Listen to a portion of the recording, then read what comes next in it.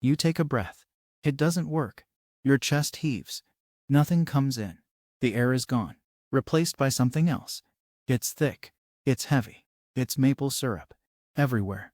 The entire atmosphere. 5 quadrillion metric tons of it. Instantly. You are not drowning. You are being embalmed alive.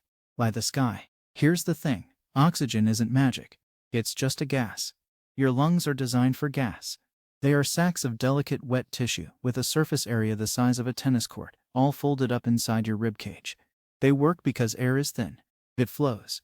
Now, imagine trying to drink a thick milkshake through a complex branching network of microscopic straws. That's your first problem. Your diaphragm contracts. It's a powerful muscle. It yanks downward with enough force to lift several ribs. It creates a vacuum in your chest cavity. Air rushes in to fill it. Except now, the air has the viscosity of cold honey. At second zero, that vacuum pulls. Nothing moves. Your intercostal muscles strain. Your neck tendons cord.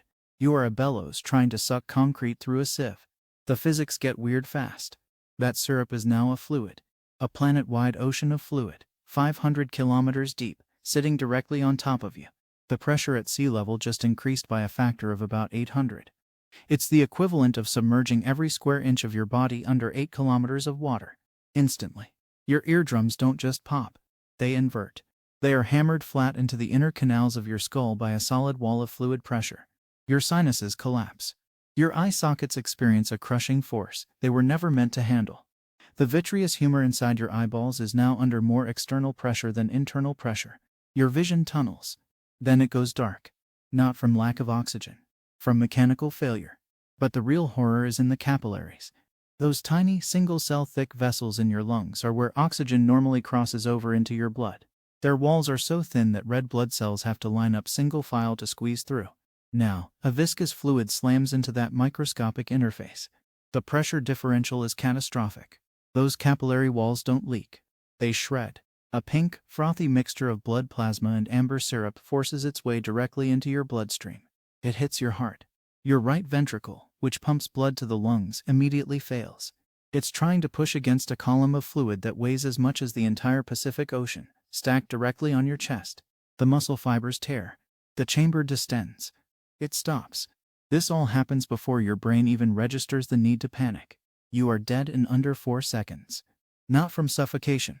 From hydraulic shock. Let me throw something at you. This isn't just a human problem. This is a thermodynamic apocalypse. That syrup ocean has weight. Immense weight. The average atmospheric pressure on Earth is about 14.7 pounds per square inch. Now, with a fluid column hundreds of kilometers high, that pressure skyrockets to over 6,000 psi at ground level. Your front door is now holding back a force equivalent to a battalion of main battle tanks parked against it. It doesn't just buckle. It atomizes. The wood and metal fuse into a single, compressed wafer. Your house doesn't collapse. It undergoes a process more akin to geological subduction. It is pancaked into the foundation. Then, the foundation is driven into the soil. Windows are a non-issue. The glass simply ceases to be a separate material. The syrup, moving with immense inertia, doesn't break the pane. It shears through the molecular bonds holding the silica together. Your kitchen window doesn't shatter. It dissolves.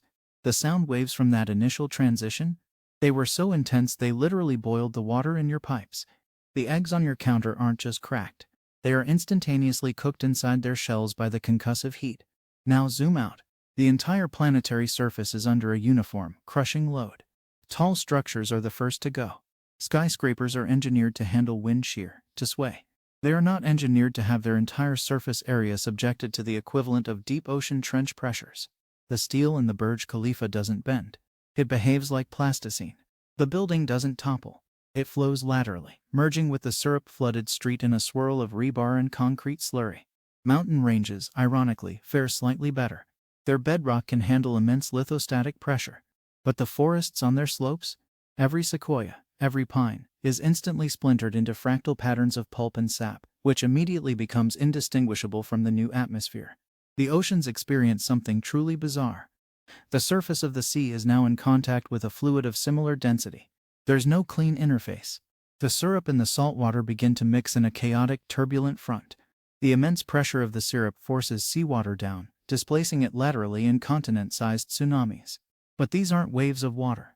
They are tsunamis of syrup seawater emulsion, a churning sticky soup kilometers high, moving inland at speeds that make the Chicxulub impactor look slow. Coastal cities aren't just washed away. They are pulverized, then suspended in this global slurry, a gritty paste of steel, glass, and bone. But the real problem, the long-term Earth system problem, is the sun. Our old atmosphere was mostly transparent. This new one is a dense, light-absorbing fluid. Sunlight doesn't reach the surface anymore.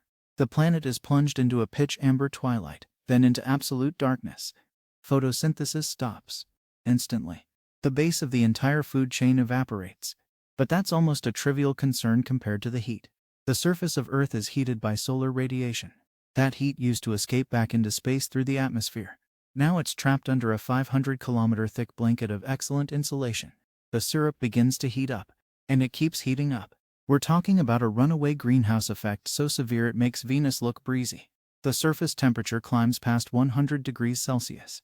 Past 200. Past 500. The oceans don't just boil. They achieve a supercritical state, becoming a dense hot fluid that mixes with the syrup. The rock itself begins to soften. Tectonic plates, lubricated by this global fluid layer, might jolt into accelerated motion. Or they might just lock solid under the pressure. Volcanic vents are plugged. Their explosive potential builds until the crust can no longer contain it. Then, the final phase change. At around 1500 degrees Celsius, the organic compounds in the syrup, the sugars, the carbohydrates begin to break down. They caramelize. Then they carbonize. The entire atmospheric ocean transforms into a churning, superheated soup of carbonized sludge and water vapor. The pressure is still there. The heat is now unimaginable. Earth, for a brief, geologic instant, becomes a pressure cooker with a broken valve. A world of tar and fire. And here's the bleak, cosmic punchline. In the grand scheme, it's a blip. A messy, sticky blip. The solar wind eventually strips this ruined atmosphere away over millions of years. The heat radiates out into space.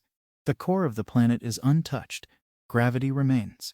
Given a few billion years, volcanic outgassing might create a new, thin atmosphere.